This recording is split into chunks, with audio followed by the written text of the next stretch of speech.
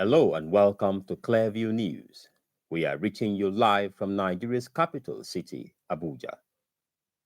In the news, Federal High Court orders Lagos State House of Assembly to halt probe of ex-governor Akinwumi Ambode over alleged financial fraud. Exiled leader of proscribed indigenous people of Biafra, Nnamdi Kanu, tells court to guarantee safety for him to stand prison trial in Nigeria. Newark City in New Jersey, United States celebrates Nigeria's Independence Day. I am Francis Etuko. An Ikeja High Court has ordered the Lagos State House of Assembly to maintain status quo in the ongoing investigation of former Lagos State Governor Akinwumi Ambode. Ambode's lawyer Olaniran Obele, representing Tayo Oyetibo, SAN, had on Wednesday appeared at the Assembly complex for the sitting of the Joint Committee of the House probing expenditures of the ex-governor and was not allowed into the venue of the sitting. The Joint Committee has, however, adjourned its probe of Anbode indefinitely in deference to the court's ruling that the status quo be maintained. Justice Yetunde Adesoya gave the order while ruling on an ex parte motion filed by Ambode through his counsel, Tayo Oyetibo, SAN. The court had earlier ordered Oyetibo to put the respondents on notice before hearing all applications. This is contrary, however, to earlier reports that the court ordered respondents to appear in court on Wednesday, October 30th. The respondents are the Lagos State House of Assembly Speaker Muda Shiru Obasa, House Clerk A. Sani, Chairman of the ad hoc committee set up by the House to probe the procurement Fatai Majid, and members of the committee. The Federal Executive Council has given approval for the construction of Nigeria Deposit Insurance Corporation NDIC zonal office in Bauchi State. The Minister of Finance, Budget and National Planning, Zainab Ahmed, said this at the end of the weekly Federal Executive Council meeting. Clearview Television's Anieche Patrick has more on the meeting, which was presided over by the Vice President Yemi Osinbajo. The construction of Nigeria Deposit Insurance Corporation zonal office in Bauchi State is expected to be completed within 96 weeks. The zonal office is to be built at an approval contract sum of 3,239,747,882 naira, including VAT. Today, Ministry of Finance, Budget and National Planning presented two papers to Council. The first paper that we presented to Council and Council approved was for the construction of the Nigerian Deposit Insurance Corporation NDIC head zonal office in Bauchi. The contract approval is to Messrs. Lubel Nigeria Limited in the sum of 3,239,747,882 naira, including VAT. This project is to be completed in 96 weeks. Also, the Federal Executive Council considered and approved two memorandum submitted by the Ministry of Aviation for Insurance Special Risks for Assets at the Nigerian College of Aviation Technology, Zaria. The carrier that we intend to bring is such carrier that will support the national economy, 450 billion US dollars official GDP, 200 million people, at the center of Africa itself, equidistant, very robust enough to compete favorably with international airlines that have dominated the market in Africa. Up to about 80% of those carriers are non-Africans.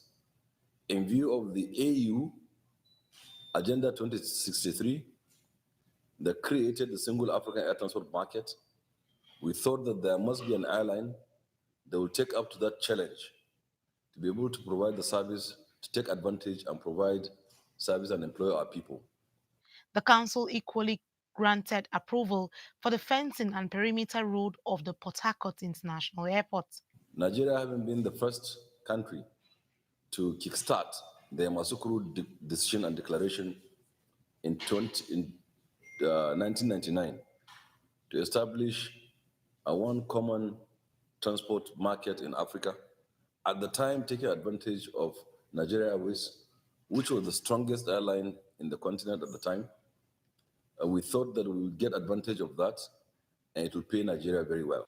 The Federal Executive Council also approved 780 million naira contract for the provision of a security scanner to enhance security for easy betting at the Lagos Seaport. Mr. President also made a recommendation that henceforth web TV, online radio also should be regulated. In other words, they are going to apply for licenses just like the terrestrial, television and radio stations do.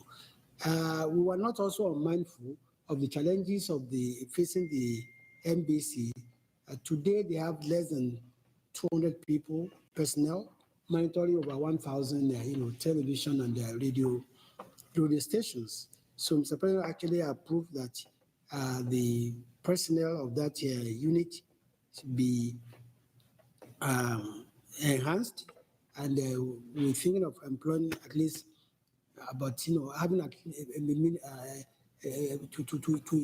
to strengthen the technical capacity, both in terms of personnel and also deployment of technology and equipment, because today you can monitor airwaves better by technology and equipment. The Federal Executive Council meeting was presided over by Vice President Yemi Oshibanjo. Annie Patrick, reporting for Clearview Television.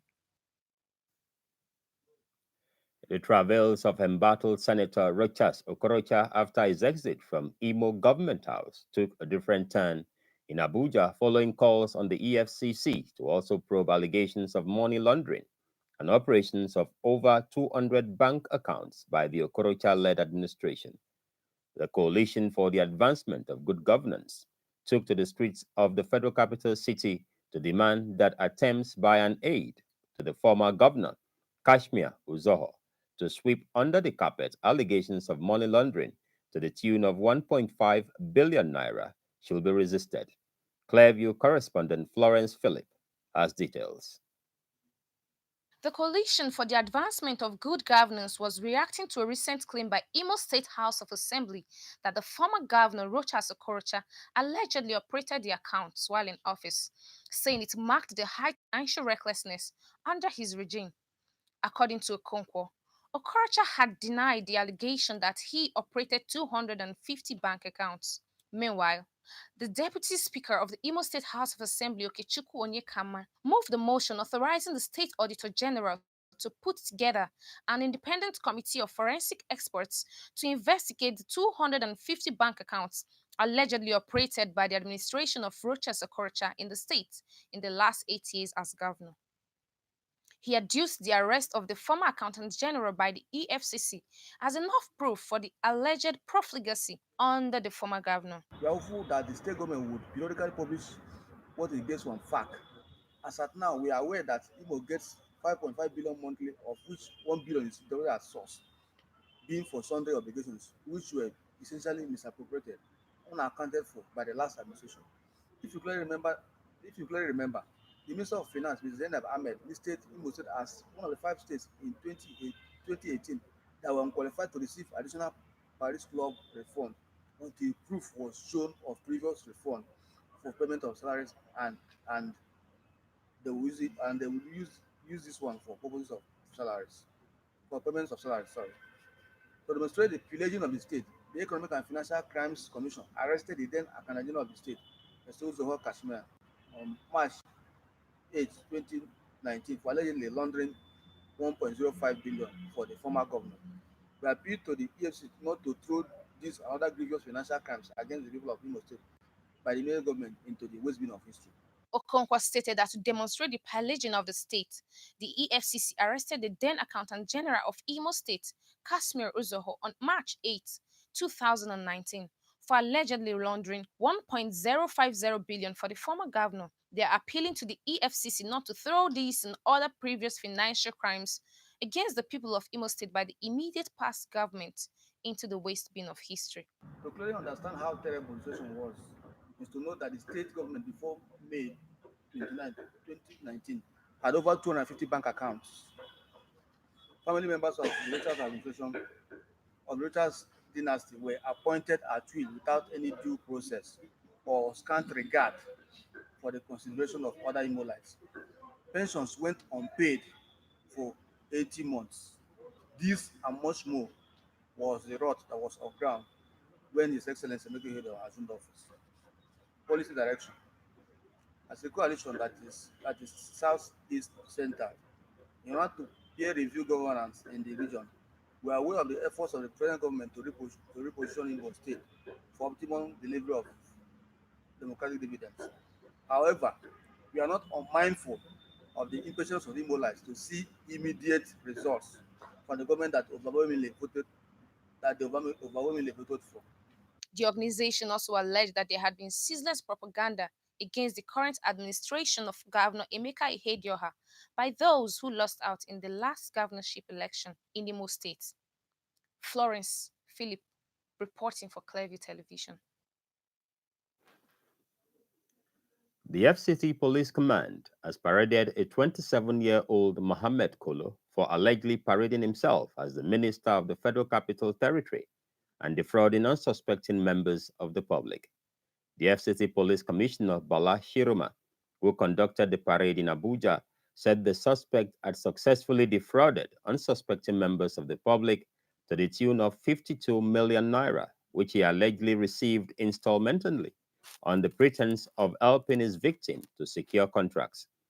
Chiroma, who said the arrest of Kolo was effected after operatives attached to the State Intelligence Bureau of the FCT received complaints, added that the police was still on the trail of two accomplices to Mohammed Kolo, namely Idris M. and Simon M., who allegedly posed as director working in the procurement department and a personal assistant to the FCT minister, respectively. Mohammed is to be arraigned in court upon the conclusion of investigations by the police.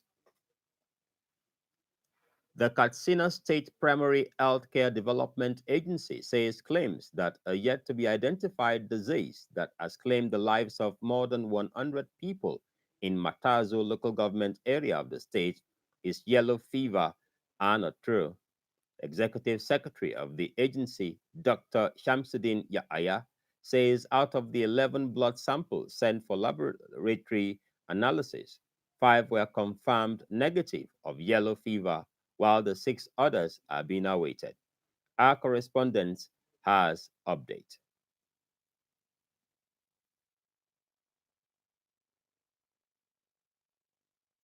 A visit to Ngwakasa, one of the 3 affected communities, saw some patients being attended by the health officials from the State Primary Healthcare Agency at the Statement's dispensary facility. Among the persons at the facility are those who are recently discharged from the hospital after being treated of malaria, but still had to take their blood samples for lab tests. Confirming the outbreak of the suspected illness and the number of casualties, Director of the agency in the local government area, Abdusalam Umar, gives the official results as received. Only 45 people with that, and the total deaths there are only 18. That is only what I had, and now the case is there. We are there researching for the issue and find out if there's any another case. So then we'll let you know. Chatting with the former councillor and member of the Ngwakasa ward, Maman Kogari said it was mandated to prepare a list of those who died in the 3 affected communities by the member representing the area at the State Assembly, Ibrahim Diko, from 50 days to present, and recorded 115 deaths but failed to say what the list was meant for. About 50 days ago, our community faced a problem of unidentified fever and headache, followed by vomiting, sometimes with blood, some without blood. Most cases, whoever vomits with blood after that headache and fever, most of them, or I can say all of them, they lost their lives. Those who vomited without fever, some survived and some died. On this part, the member said the list was to enable him raise a motion of public importance to draw the attention of the relevant agencies. We have taken up with the state government We passed a resolution to set up assembly based on the matter of importance and house. Though, from a quick check, the 50 days mentioned included the period of 10 days mass vaccination exercise against yellow fever, following the outbreak in the two local government areas of Damusa and Kankara, where about 6.7 million persons got vaccinated across the 33 local government areas, including Matazu, from 28 September to October 7, 2019. According to the officer in charge of the community's dispensary, Jamilu Usman, most persons who were diagnosed of malaria and other illness rather than receive proper treatment went back home to seek traditional Medicare.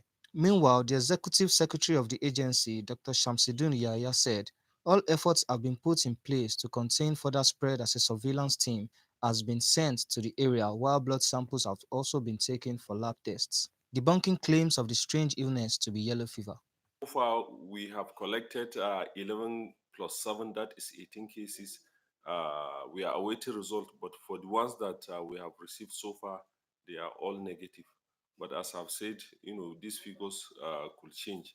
And one thing I want us to know that there is yellow fever mimics so many other conditions. It could be malaria, it could be typhoid, it could be viral hepatitis, and so many other conditions. The twist to the story is the 114 dead persons list written in 50 days back to date on the request of the member representing the area in the State Assembly, which was the basis for the figure given while the agencies say investigations are ongoing to reveal causes of the deaths.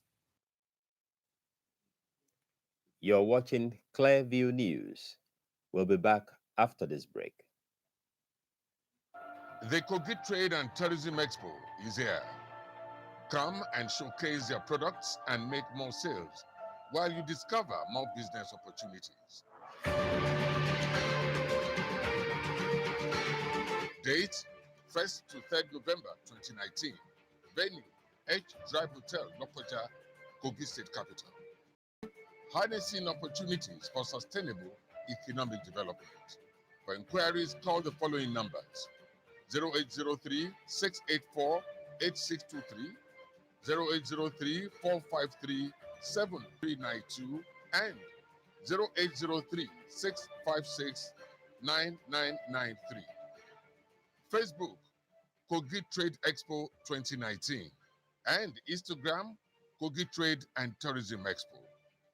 Kogi Trade and Tourism Expo, business opportunities at your disposal.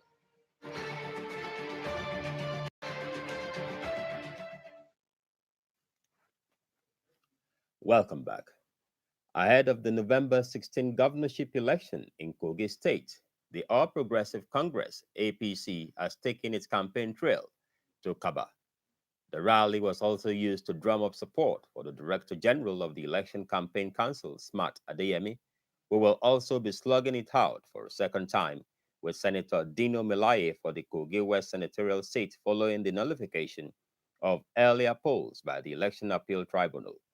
Our correspondent reports that the turnout for the campaign rally held at the Kaba Township Stadium was massive.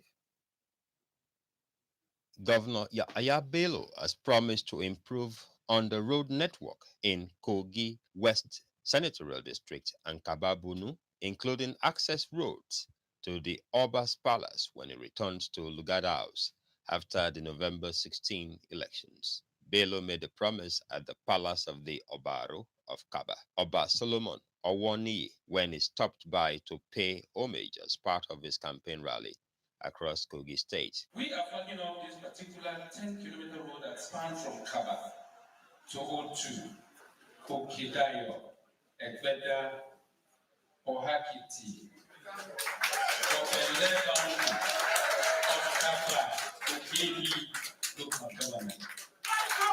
The second one spans 40 kilometers from Kaba to Okeofi, to Ayeni, to Ole, to Iluke Road. These 14 communities are going to benefit from this particular road project, and they are starting immediately. We are flagging it off. As soon as this road work starts, the access road to this particular place will only commence. the Obaro of Kaba, while receiving the governor and his running mate Edward Onoja, brought some pressing issues to the knowledge of the governor. When I speak here, sir, I represent 67 traditional rulers, graded traditional rulers in Okunda, and millions of our people, both at home and in the diaspora. We have decided to accord you this respect and this welcome because we see you as one of us. And we are excited that we are watching today to show some gratitude to you for what you have done, both for the state and for Kaba in particular. Please, we are most welcome. Before I came on board, this community had an accord with you. And the accord was that if you gave the Obaros to the right person, this community will stand with you, this community will stand by you. So it is on that agreement that I stand. High points of the grand reception accorded Governor Bello, his deputy and the secretary to the state government, was the exchange of gifts and kola nuts to demonstrate his acceptance and divine offering, while addressing a mammoth crowd that chanted songs in his support. Governor Bello promised to continue delivering on the dividends of democracy if re-elected to office.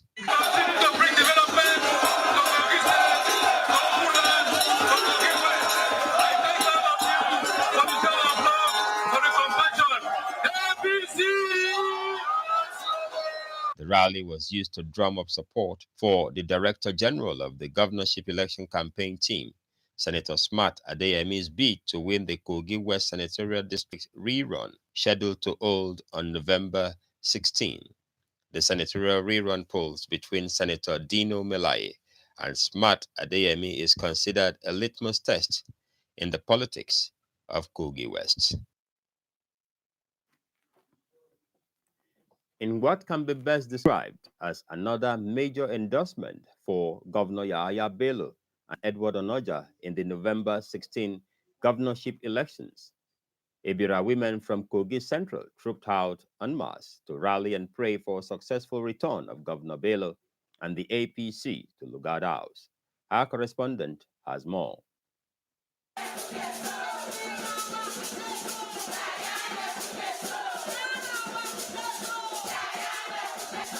The rally, seen by many political pundits as a major endorsement from Kogi Central, witnessed women from the Ibira Nation gathering under one roof to say yes to the candidacy of Yaya Bello and Edward Onoja. On hand were opinion leaders, professional women from all walks of life, who share common belief in the ability of Yaya Bello to deliver Kogi State. When somebody is committed to a cause, it will show it. That's what they are displaying here. To encourage others to join them so that they can support Elijah Adola Bello for the election coming November 16th. The person Yahya Bello is, he will be seeing you from far, seeing your commitment and your hard working, and surely he will reward you.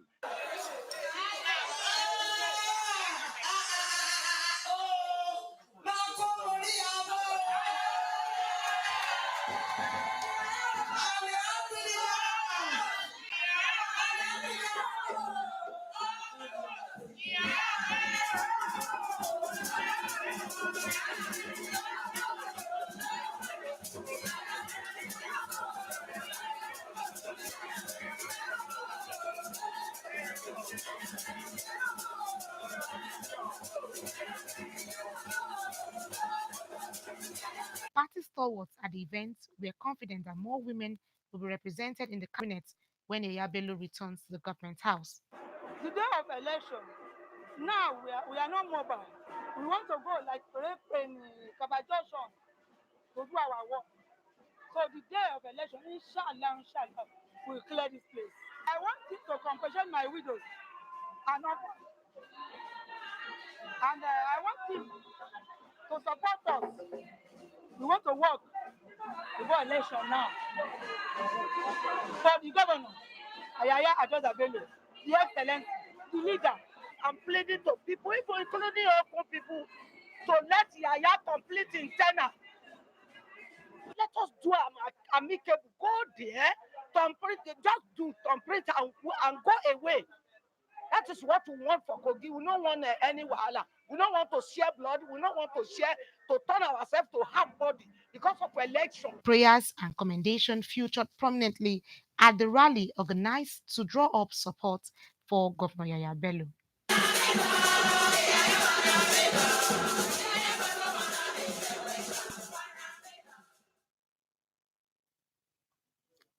Spokesman of the People's Democratic Party Campaign Council, Buba Galadima, has lamented that Nigerians would have been jubilating if the verdict of the Supreme Court went the other way. Speaking on a live television program on Wednesday, Galadima wondered why no Nigerian seems to be surprised at the verdict delivered by the Supreme Court on the PDP presidential candidate's appeal, Atiku Abubakar, challenging the victory of President Muhammadu Buhari.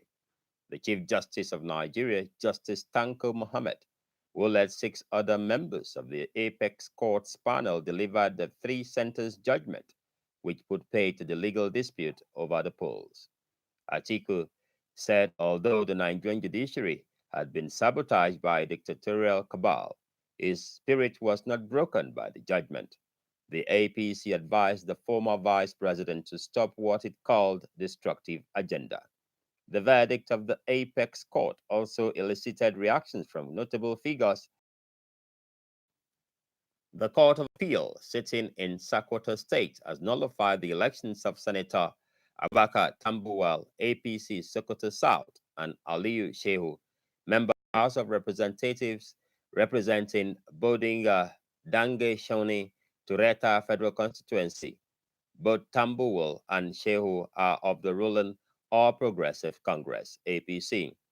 The appeal court ordered the return of PDP candidates Ibrahim Danbaba for the Senate and Balara their appeals against the judgment of the Election Petitions Tribunal, which had upheld the elections of Senator Tambuwal, representative member Aliyu Shehu.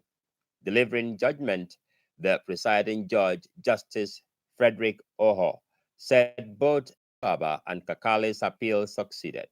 With this judgment, the ruling APC has lost 2 more members of the National Assembly to the main opposition, PDP. Leader of the proscribed indigenous people of Biafra, Nnamdi Kanu, on Thursday told the Federal High Court Abuja that he is ready to face trial if his safety will be guaranteed by the court. Kanu stated this through his counsel, Ifeanyi Ejiofor, before Justice Binta Nyako, who is now hearing his application for bail. Ejiofor told the court that the application to restore the IPOP leader's bail so that he can face his trial was filed on April 1st, 2019. He urged the court to restore Kanu's bail on the grounds that the court will guarantee his safety when he comes back to the country to continue his trial. However, counsel to the federal government, Labaran Shuaibu, opposed the application, arguing that he was just seeing the process in the court. Shuaibu further urged the court to adjourn the matter to enable them file the necessary processes. Delivering the ruling, Justice Nyako, who adjourned the matter till January 16, said the only way he could guarantee Kanu's safety is to keep him in prison. She said even judges are no longer safe in the country as they are now being abducted without qualms. Recall that Justice Nyako had ordered the rearrest of the self-proclaimed leader of IPOP Kanu following his failure to appear in court after his bail was granted on held grounds on April 25, 2017. Unknown gunmen on Wednesday in Benin City abducted Justice Chioma Nwosu of the Court of Appeal, Benin Division. Clearview Television gathers that the police, oddly to the judge, one Inspector Momo, was killed by the gunmen as the gallant officer fought to protect his principal. The incident, according to the spokesman of the Edo State Police Command, DSP Chidi Nwabuza, occurred along the Benin-Agbo Expressway by Christ Chosen Church at about 11:30 a.m. Another victim, believed to be the driver to Justice Nwosu, was severely injured in the incident and is said to be receiving treatment in the hospital. Nwabuzo has, however, assured that the police in the state has since swung into action and were already on the trail of the kidnappers.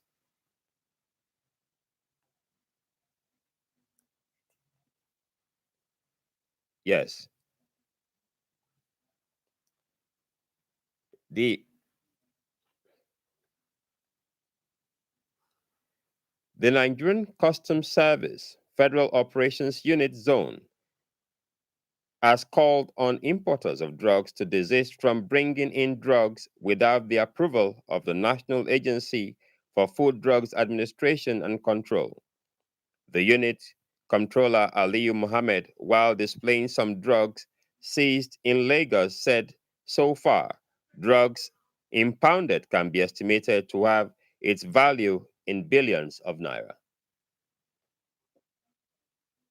The Customs Area Controller in charge of Field Zone A warned importers and agents against importing drugs into Nigeria. He said the unit will continue to fight against importation of drugs without proper NAFDAC approval. The Customs boss said Nigeria Customs Service will continue to implement government policies without fear or favor.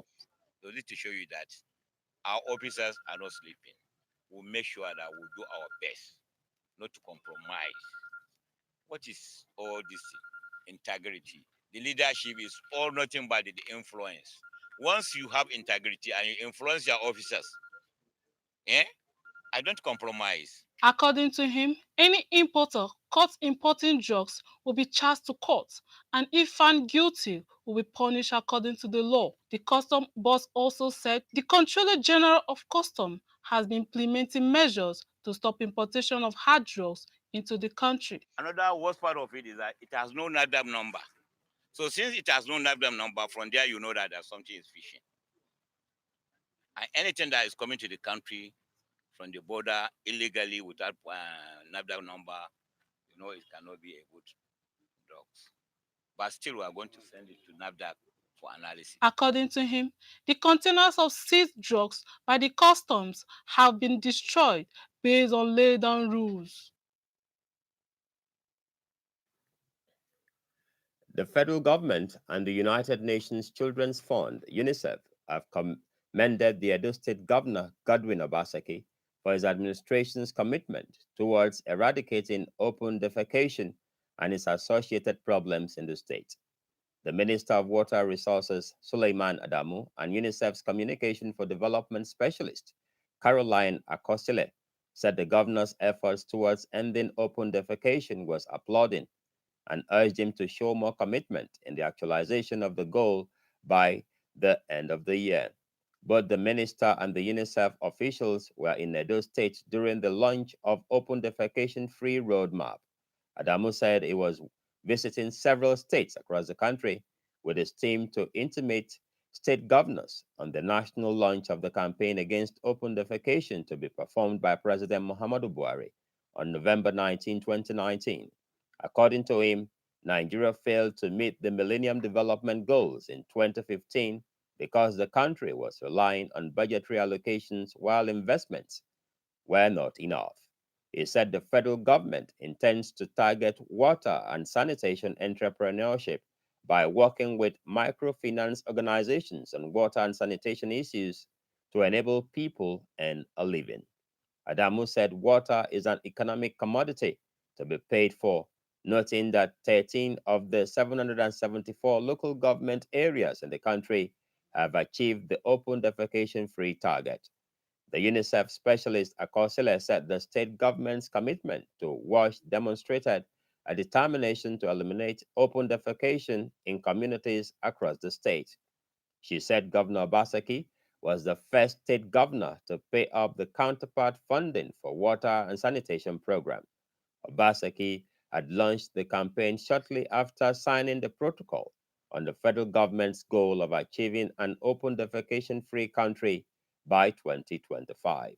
Obaseki further added that his administration will ensure that the state is open defecation-free, adding that his administration will take inventory of water projects in the state and fix faulty facilities as part of efforts to sustain the WASH program. You're watching Clearview News. We will be back after this break.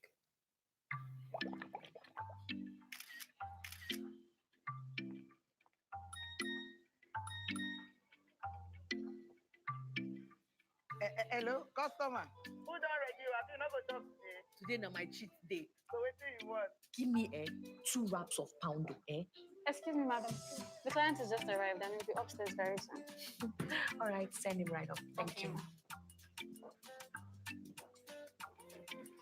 Hey, mama, make I see that brocoto. You know see this one. Correct brocoto and assorted meat wey be say dey bubble dey showcase themselves na food report. That one. This one. Madam, stop me now. I be waiting there for inside this one wey they look sweet. Customer no vex, which one you want? Amala, ewedu, pomo, and this brocoto. So this brocoto wey dey here, so they don't buy am. Customer don't buy am. Ebona abeyan, spirit of human being. Oga, no try am. Na my meat be that. Internet customer. Abeg give me brocoto. When she come, you will give am another one. Oga, no try am. Don't miss out on life's little pleasures. Upgrade to the super fast and reliable MTN 4G network. Voila, collect my meat o.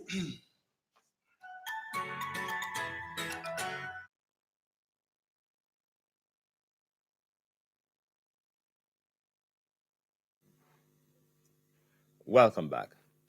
The Ministry of Works and Housing will soon commence the sales of housing units under the National Housing Program nationwide. The Minister of Works and Housing, Babatunde Fashola, disclosed this in Lagos, said the process will be done through online subscription to allow for transparency and reduce human interference to the barest minimum in the allocation process.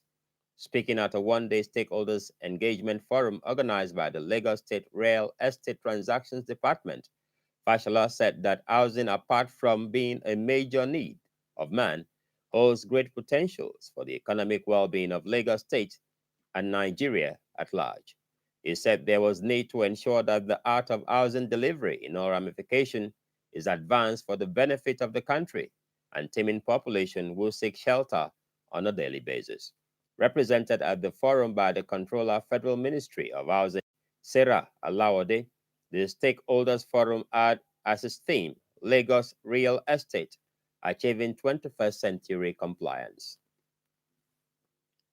The Lagos State Governor, Babajide Sanwo-Olu, has extolled the virtues of former military governor of Lagos State, late Brigadier Mobolaji Johnson, retired. Mobolaji Johnson died at the age of 83 on Wednesday. In a statement from the Chief Press Secretary to the Governor, Boyega Akosele, Sanwo-Olu described late Johnson as a complete gentleman and a dedicated Lagosian. He said the accomplishments of the late military gentleman will linger on forever, as it could be recalled how the administration of the late military governor worked with professionals in Lagos State to establish 5 government colleges and housing estates, which were commissioned by the head of state, General Yakubu Gowon, within 1 year of his administration. Sanwo-Olu noted that late Johnson was a man of vision with a mission to see a modern Lagos evolve, adding that the vision from the late octogenarian has started to manifest in what is seen today, because every successive administration strives to build on the developmental structures and foundation of good governance laid by Johnson. Johnson was the first military governor of Lagos State from May 1967 to July 1975. The 59th independence anniversary of Nigeria was celebrated with a symbolic flag-raising ceremony in Newark, a city in the state of New Jersey, which is home to the highest number of diasporans in the United States of America. The ceremony, which witnessed the hoisting of green, white, green national flag of Nigeria, provided young Nigerians an opportunity to feel a sense of patriotism for their motherland. Clearview Television has details.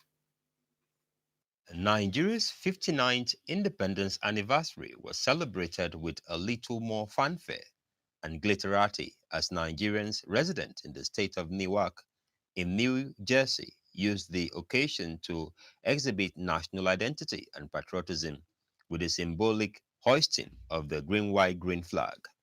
For the younger generation born in the US, their knowledge was further broadened by the celebration. The ceremony also marks years of mutual understanding between Nigeria and the state of Newark, USA. It's the first, the largest diaspora we have here in Newark, and the number of the people, and strongly on in economy.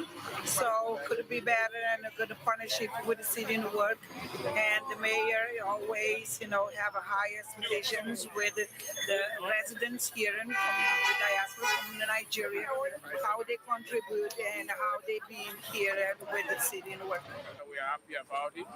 We continue to keep this friendship. And, we are proud that Nigerian flag is being flown everywhere. And today we are witnessing one again. We are grateful to the community and the council. The event is organized yearly to mark the country's independence anniversary and provides a forum for networking and forging new bonds. Still from the foreign scene, young Nigerians in diaspora made the country proud at the 2019 edition of the Culture-Fied International Children's Festival held in Washington, D.C. Clearview TV captures the moment in this report. The 2019 edition of the Culture-Fied International Children's Festival provided districts of Columbia and surrounding area families with a unique exposure to diverse cultures brought together in one place. The Nigerian American kids were able to move around, exploring different cultures from booth to booth as they taste international cuisines, make traditional arts and crafts, learn about regional geography of the world, and they displayed different Nigerian attires through the fashion parade. I just feel very proud that we get to come here and show everybody that Nigeria is still going. I'm feeling great, proud to be representing Nigeria. Out of the 100 million children in Nigeria, 11 of us got to represent our country. I'm very loud and proud to be from Nigeria because it's a great place, honestly.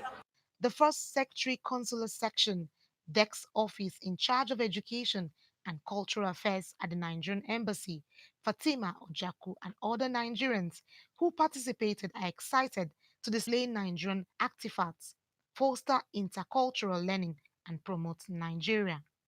For the kids, it's a time for them, it's an opportunity for them to begin to learn what cultural diplomacy is all about. We will brand Nigeria, people will stop seeing the no skepticism, start seeing the real Nigeria, and they would love being a part of the country. Please, people, visit Nigeria, check out Nigeria, Google Nigeria, learn more about Nigeria. The U.S. military has published the first footage of the raid in northern Syria that resulted in the death of the leader of the Islamic State. Grainy video showed troops firing at militants on the ground as they flew towards the compound where Abu Bakr al-Baghdadi was hiding before they moved in on the ground. Baghdadi fled into a tunnel and killed himself by detonating a suicide vest. After the raid, the compound was destroyed with munitions. The head of U.S. Central Command, General Kenneth McKenzie, said the destroyed buildings were left looking like a parking lot with large potholes. General McKenzie said 2 children had died with Baghdadi in the tunnel, not 3 as previously reported. He also could not confirm President Donald Trump's graphic description of Baghdadi whimpering and crying as he died. President Trump, while granting a press conference at the Pentagon immediately after the death of the highest leader, said Baghdadi crawled into a hole with 2 small children and blew himself up while his people stayed on the ground. Trump also added that one can deduce that what kind of person Baghdadi was based on that action. However, General McKenzie said 4 women who were wearing suicide vests and 1 man were killed at the compound. According to McKenzie, an unknown number of fighters also died after opening fire on U.S. helicopters. At least 65 passengers died when a train traveling from the Pakistani city of Karachi to Rawalpindi caught fire. Minister of Railways Sheikh Rashid Ahmed said the fire was caused by fire explosion of a gas cylinder being used by passengers cooking breakfast. The blaze is thought to have spread to at least 3 carriages. According to officials cited in local media, many of the victims died as they tried to jump off the burning train. Another 39 people have been injured. The region's deputy commissioner officials say the number of dead may still rise.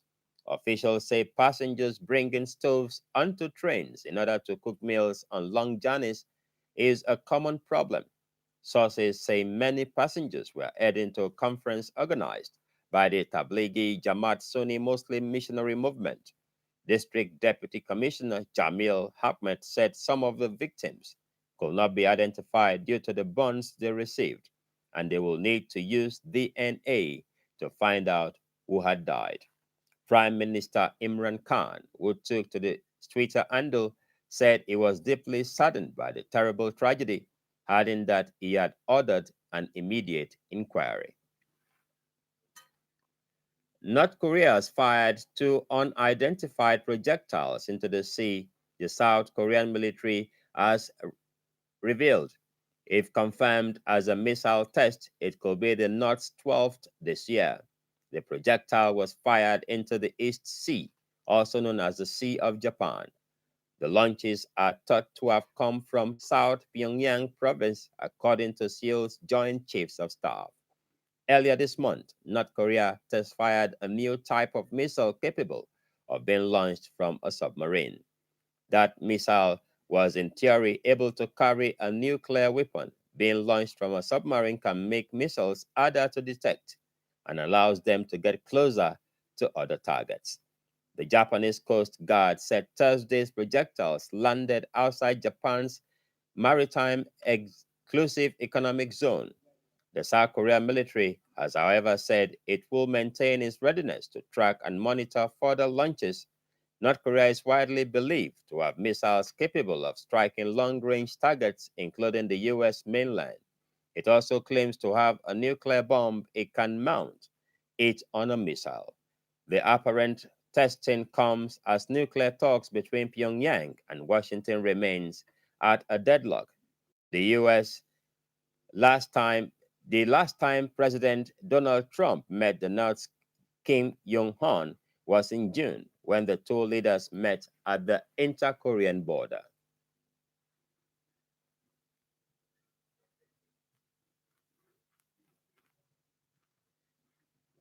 Yes, several senators under. I'll take that again. You're watching Clearview News. We will take a short break. We'll return after this timeout.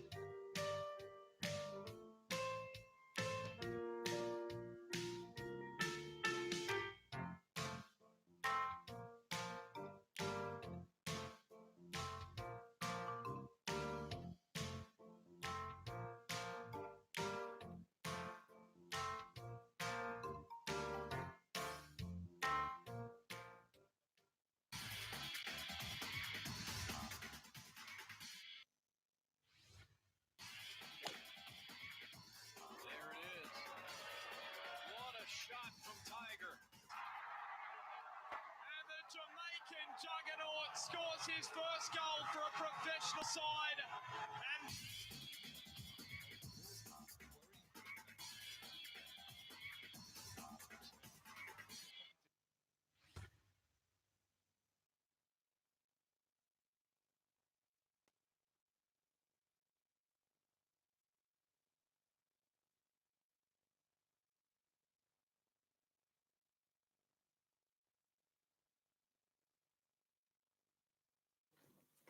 Hello and welcome to the sporting segment of Clearview Television News. Hamo Gutimei Tolulakwa Gutimei. Super Eagles technical advisor Gennaro Troa has a panel is called for next month 2021 African Cup of Nations qualifying matches against Benin Republic and Lesotho, with captain Ahmed Musa back after injury and midfielder Ramon Aziz retained after seeing action in this month's 1-1 draw with five-time world champions Brazil in Singapore. Goalkeeper Daniel Ekpai is called for the first time since the African Cup of Nations in Egypt this year summer. First choice Francis Zoho is out for several months after his horrific injury against Brazil, and defender Kenneth Omero is also back. While there's another opportunity for midfielder Mikel Lago to flow back to the mainstream, France-based utility player Samuel Carlo returns after missing the prestige friendly against Brazil. England-based midfielder Ogene Karo Etebo is on standby as a result of his injury and is being monitored. Nigeria, who won the bronze medal in Egypt, opened their campaign for a place in Cameroon 2021 by welcoming Scorers of Benin Republic, who also featured in Egypt, to the Godswill Akpabio Stadium Uyo on Wednesday, 13th November, before flying to Maseru to play Lesotho's Crocodile on Sunday, 17th November, on day 2 of the qualifying series. Head coach Imama Makpakabo has named team captain Azubike Okechukwu, defenders Anthony Zushuku, Sincere Seth, and Ode Sanda, midfielder Kelechi Wakale, Muyiwa Labiran, and Lilufrike Effiong, and forward Taiwo Awoniyi and Oji Okonkwo in his final list of 21 players to defend the under-23 African Cup of Nations title in Egypt next month. Nigeria, champions of the second edition of the competition in Senegal 4 years ago, will seek to retain their title when the third edition of the championship flags off in Cairo on 8th November.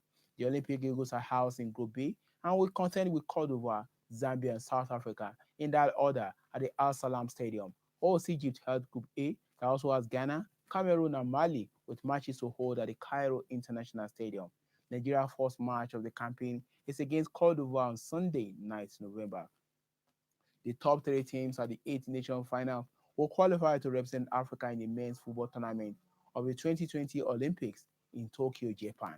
Amakpakabo also picked goalkeeper Adamu Abubakar, defender Josiah Chukwudi, and lively attacking midfielder Ndefreke Efong, Tom Dele Bashiru, and Sunusi Ibrahim. Enugu State Honorable Commissioner for Youth and Sport, Vitus Okechi, has charged players of 7-time Nigerian League champions Rangers International FC to go for a comprehensive win in the second leg playoff round of Total Cup Confederation Cup 2019-2020 encounter against visiting Togolese League champion ASCK. The youthful commissioner gave this charge Wednesday inside the main bowl of Nnamdi Azikiwe Stadium after Rangers' first training since returning from Lome, where it narrowly lost the first leg by 2-1 scoreline. Okechi, who was in the stands of Stade Lekenge Lome over the weekend, said that the team he saw losing Lome did enough to end a draw in the match, but for the last-minute loss of concentration that gifted Yetunde Richard Nani with the opportunity to drill in the winning goal. The Flying Antelopes Ranger International lost the first leg of the playoff round 2-1 to ASCK of Togo and must win with at least a long goal to pick one of the 16 group stage tickets for the second-tier Continental Club competition. The return leg is scheduled for Nnamdi Azikiwe Stadium, the Cathedral, on Sunday, November 12, 2019, with kickoff fixed for 4 p.m. And that's it from the sporting segment of Clearview Television. I'm Ogutimei Tolulakwa Ogutimei.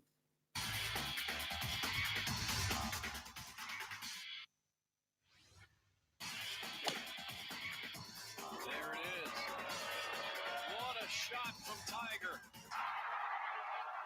And the Jamaican juggernaut scores his first goal for a professional side. And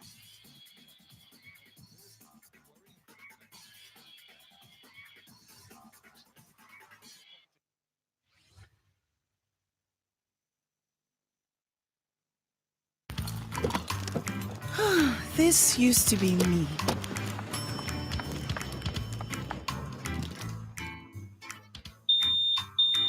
But that was before I got the perfect bag. It's handy and easy to use. All I need in one compact space, just like my MTN Extra Value plan. I used to get one plan for my calls and then try to remember which data plan worked for me. roaming was a totally different ballgame. Not anymore. I've got the MTN Extra Value all-in-one plan. If you're a data buff like me, you get extra data with some talk time. And if you like to make calls, you get extra talk time with some data. And when I'm abroad, I automatically browse, chat, and call right on the same plan. MTN Extra Value was made just for me. More of data or calls, whichever one you prefer. MTN Extra Value is made just for you.